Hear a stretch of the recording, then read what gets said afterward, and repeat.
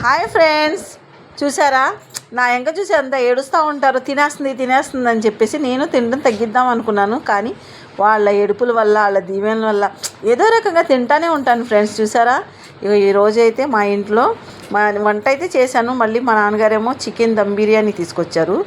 ఎందుకంటే చుట్టాలు వచ్చారన్నమాట ఇంటికి. మా తమ్ముడు వాళ్ళ పిల్లలు వాళ్ళు అందరూ వచ్చారు.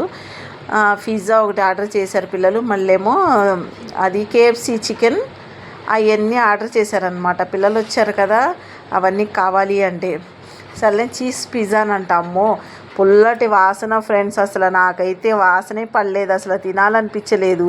మా బుడ్డ పిల్ల ఉంది కేఎఫ్సి చికెన్ తింటానని. ఆ బుడ్డ పిల్ల ఈడేమో ఇది చూసారా లాక్కొని పిక్కుని తింటున్నారు ఫ్రెండ్స్. భోజనం టైంలో ఇవన్నీ తింటున్నారు.